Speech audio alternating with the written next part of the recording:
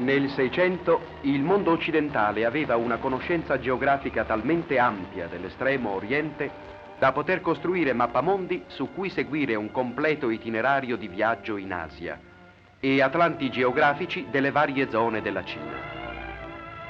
Una carta del Teatro del Mondo dell'Ortelio del 1612 ci dà una chiara idea di questa conoscenza. Appena un secolo prima, dell'estremo oriente si riusciva a ricostruire carte approssimative, come questa genovese, disegnata su pergamena nel 1457.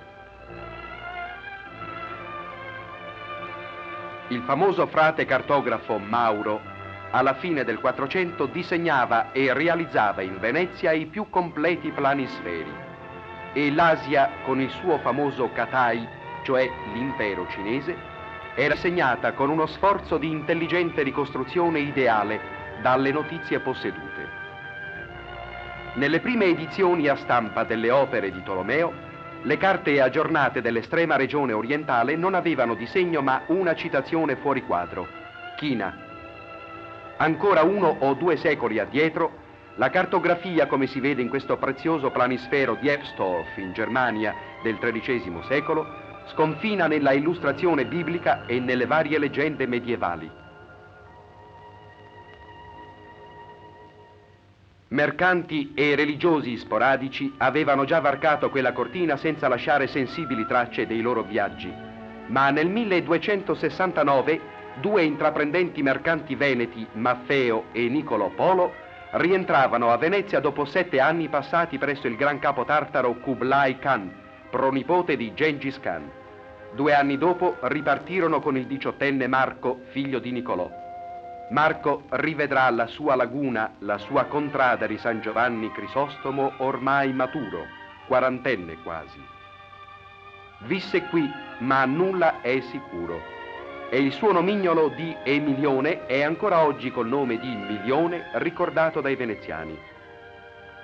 Secondo la tradizione, ecco il portale d'ingresso della sua casa. Ecco le sue finestre. Ma di lui rimane certa solo l'opera dettata nelle carceri genovesi a un tal Rusticuccio da Pisa. Dobbiamo essere grati alla vittoria genovese di Curzola sulla flotta veneziana che fece vendicare alla Superba la sconfitta subita ad Acri di Siria, ricordata da queste sculture. Fra i 7.000 prigionieri vi fu il sopracomito Marco Polo. Marco dettò, come ricordava, le impressioni dei suoi viaggi e della lunga permanenza. Ne risultò un libro pieno di cose meravigliose, il cui titolo, Il Milione, ricorda, pare, il secondo nome dell'autore. Il manoscritto originale è andato disperso e questo, il più antico codice oggi conosciuto, è in italiano, mentre il testo originale Rusticuccio lo scrisse in francese. Fra i 150 antichi manoscritti del Milione oggi conosciuti, manca anche quella copia rivista personalmente da Marco perché destinata a Carlo di Valois. Il racconto ispirò presto le illustrazioni e i codici miniati più belli sono quelli francesi, su testo rimaneggiato da un certo Gringoire e che ebbe vasta diffusione nel 300 e nel 400. Le miniature esprimono, accanto a motivi caricaturali e fantastici, il senso dei viaggi fortunosi e delle lontane avventure.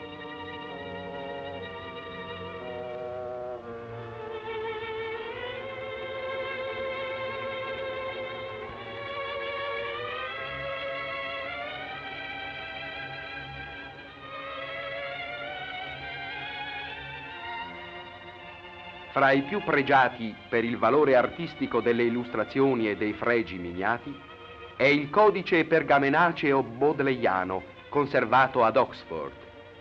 La Venezia del 300 è effigiata in una stupenda pagina, mentre le curiosità del libro, come gli scacchi, le pietre che bruciano, la raccolta delle perle, gli uomini e le usanze strane, hanno fatto sbizzarrire in una fantasia deliziosa di colori e di immagini l'ignoto miniaturista francese.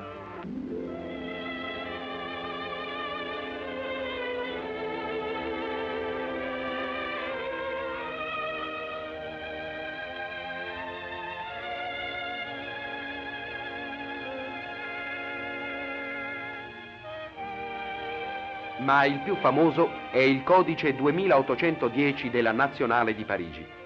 Il gotico illustratore, con ben 84 miniature, ha dato immagini al testo dal ritorno di Maffeo e Niccolò Polo, col passaporto d'oro del Gran Khan, all'incontro di essi con il nuovo pontefice Gregorio X, alla nuova partenza con il giovane Marco. Col gusto francese dell'epoca sono figurati i vari paesi orientali incontrati da Marco durante i 3 anni di viaggio finché raggiunse Pechino, e i vecchi Polo offrirono al Gran Khan i doni papali e gli presentarono il giovane. Il signore dei Tartari gradì quel ritorno e prese a ben volere Marco, conferendogli incarichi importanti e facendolo partecipare a banchetti e divertimenti. Kublai amava molto la caccia.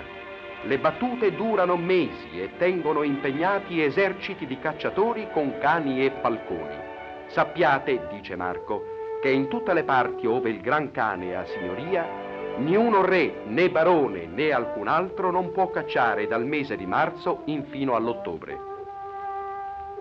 La larga descrizione della fauna asiatica è spesso interpretata fantasticamente, come per il grifone Roc che solleva elefanti, il rinoceronte che è trasformato in iocorno e i classici fantomatici draghi cinesi.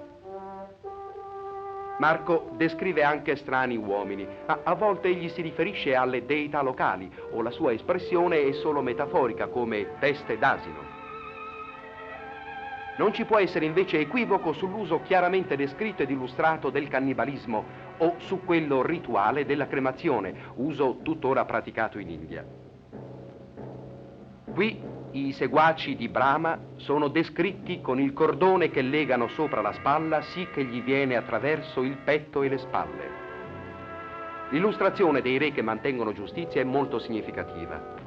Quando capi, come avvenne per Nayam e sua moglie, intendono ribellarsi al Gran Khan, questi piomba d'improvviso sui traditori e le battaglie sono sempre cruenti.